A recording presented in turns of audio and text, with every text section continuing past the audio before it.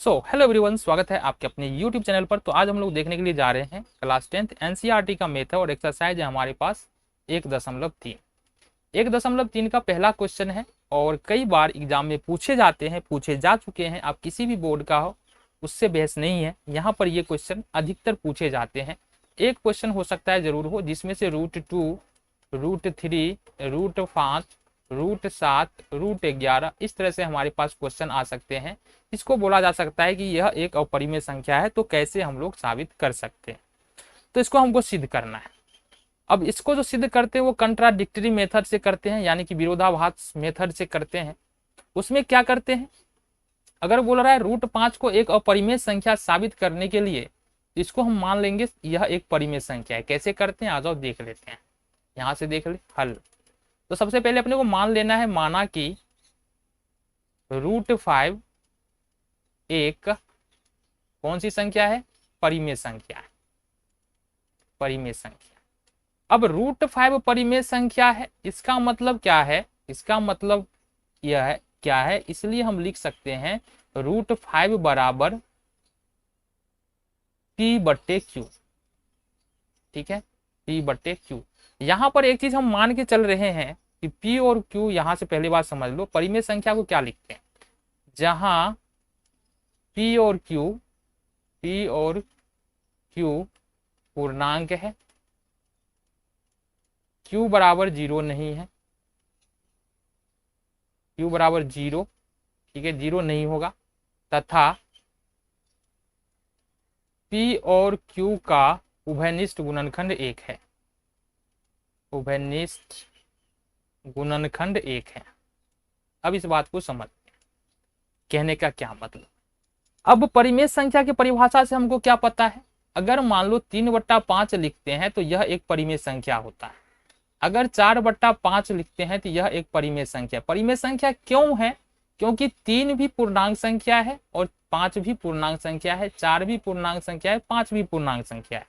तो इस स्थिति में ये परिमेय संख्या होता है। अगर नीचे में 0 आ जाएगा तो वो परिमेय संख्या नहीं होगा। तो p/q के रूप में हो, जहां q बराबर 0 नहीं है। दूसरी बात जो कहा जा रहा है, p और q का उभयनिष्ठ गुणनखंड 1 है। इसका मतलब है, मान लो लिखते हैं 8/10, तो ये लिखेंगे 4/5, ये कट करके हमारा 4/5 आ रहा है। अगर 8/10 लिख रहे हैं ना, तो यहाँ पर 2 गुने 4 लिख सकते हैं इसको, और 2 गुने 5 लिख सकते हैं। मतलब 8/10 में उभयनिष्ठ गुणनखंड कितना है, 2 है। तो p/q एक ऐसी परिमेय संख्या है जहां पर उभयनिष्ठ गुणनखंड कितना है, उभयनिष्ठ गुणनखंड 1 है। 1 के अलावा कोई भी दूसरा उभयनिष्ठ गुणनखंड यहाँ पर नहीं है। ये हमने यहाँ से मान लिया। ठीक है जी, इतनी बातें क्लियर हो गई। चलो बहुत बढ़िया। अब इसको हम क्या कर सकते हैं, इसको लिख सकते हैं हम, अगर मल्टीप्लाई करें तो ये हो जाएगा √5q और बराबर में हो जाएगा p। ठीक है, अब अगर दोनों तरफ वर्ग कर ले तो क्या हो जाएगा, दोनों तरफ वर्ग करने का मतलब दोनों तरफ स्क्वायर कर लेते हैं। 5q का स्क्वायर कर लेंगे और इधर में p का स्क्वायर कर लेंगे। यहां लिख देते हैं दोनों तरफ वर्ग करने पर, दोनों तरफ वर्ग करने पर, दोनों तरफ वर्ग करने पर। तो ये हमारे पास निकल के क्या आएगा, 5q का स्क्वायर प्लस बराबर हो जाएगा p का स्क्वायर। तो इसको हम लोग क्या लिख सकते हैं, इसको लिख सकते हैं q² बराबर p स्क्वायर बट्टे में 5। अब यहां से क्या पता चल रहा है, यहां से पता ये चल रहा है कि 5 जो है, 5, इसको समीकरण 1 मान लो, ठीक है, इसी को मान लो, इसको समीकरण 1 मान लो, ठीक है, इसको ना मानो। यहां से पता क्या चल रहा है, यहां से पता चल रहा है 5 p² को विभाजित करता है, विभाजित करता है। पहली बात समझो, ये करता है। इसका मतलब ये है कि p जो है, 5 जो है वो p को भी विभाजित करेगा, p को भी विभाजित करेगा। अब इसका मतलब क्या अभी समझा रहे हैं, इसका मतलब क्या है वो हम अभी समझा दे रहे हैं, क्या होता है इसका मतलब, बात समझो। अगर मान लो p बराबर हम ले लेते हैं, p बराबर 5 ले लेते हैं, तो इसका अगर p का स्क्वायर करेंगे तो कितना हो जाएगा, 25 हो जाएगा। अगर यहाँ पर p बराबर 5 है, ठीक है, तो अगर यहाँ से 5 अगर 25 को विभाजित कर रहा है ना, तो 5 जो p का मान है वो भी तो 5, यानी p का मान हमने क्या लिया है 5 लिया है, p बराबर हमने लिया है 5, तो 5 को भी विभाजित कर जाएगा। अगर 25 को विभाजित कर रहा है तो 5 को भी विभाजित कर जाएगा ये। ठीक है, नहीं समझ में आ रहा है समझो। मान लो कि 4 चौके 16 ले रहे, 4 का स्क्वायर किया 16, यहाँ p बराबर हमारा हो गया 4, p बराबर कितना हो गया 4। अगर मान लो कोई संख्या 2 है जो 16 को विभाजित कर रहा है, इसका मतलब 2 4 को भी विभाजित करेगा, p को विभाजित करेगा ना। तो यहाँ से समझ में आता है यदि 5 p स्क्वायर को विभाजित करता है तो 5 p को भी विभाजित करेगा। ठीक है जी, इतनी बातें यहाँ से क्लियर हो गई, समझ में आ गया। आगे देख ले। चलो, तो यहां से हम लोग लिख क्या सकते हैं, यहां से हम लोग क्या लिख सकते हैं, आ जाओ। यहां से हम लोग लिख सकते हैं, ठीक है, क्योंकि 5 जो है p को विभाजित कर रहा है, तो हम लोग लिख सकते हैं p बराबर, इसलिए लिख सकते हैं p बराबर कुछ भी लिख लेते हैं 5m। मतलब इसका ये है ना कि अगर 5 p को विभाजित कर रहा है मतलब 5 का एक गुणनखंड है p, तो इसलिए इसको 5m के रूप में लिखा जा सकता है।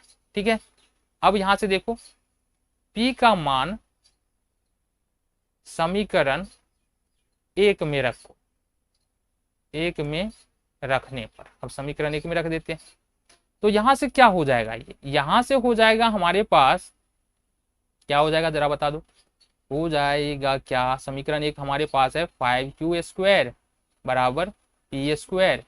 यहाँ से देख लेते हैं 5q स्क्वायर बराबर p का मान हमने माना है 5m का स्क्वायर हो जाएगा, ये हमारे पास हो जाएगा 5q का स्क्वायर बराबर 25m का स्क्वायर।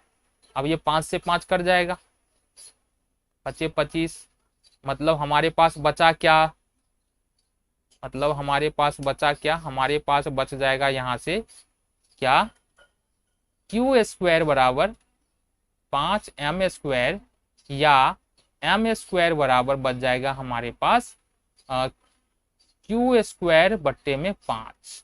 अब यहां से पता क्या चला, यहां 5 q स्क्वायर को विभाजित करता है, ये पता चल रहा है हमको, यहां से 5 q स्क्वायर को विभाजित करता है। ठीक है, इसका मतलब ये है, इसका मतलब ये है कि 5 जो है वो q को भी विभाजित करेगा, करेगा ना q को विभाजित।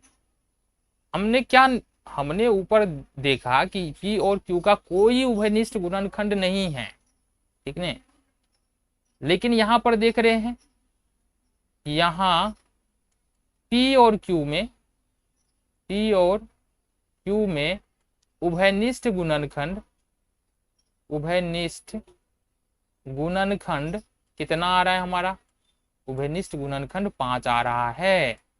ठीक है, हमने क्या माना था कि p और q का कोई उभयनिष्ठ गुणनखंड है ही नहीं, लेकिन p और q का हमने साबित किया उभयनिष्ठ गुणनखंड 5 है। अतः लिख सकते हैं, अतः हमारी मान्यता जो हमने माना था, हमारी मान्यता गलत है। इसका मतलब ये हुआ, इसलिए लिख सकते हैं यहां से देखो, इसलिए हम क्या लिख सकते हैं कि √5 एक अपरिमेय संख्या, अपरिमेय संख्या। चलो जी, बहुत बढ़िया, ये हो गया हमारा साबित। अच्छा, इस क्वेश्चन में हो सकता है पहली बार में थोड़ा कम समझ में आए, ऐसा नहीं बिल्कुल ही समझ में नहीं आएगा, थोड़ा कम समझ में आए, लेकिन करना क्या, हमको इस तरह के 4-5 क्वेश्चन उठाने हैं।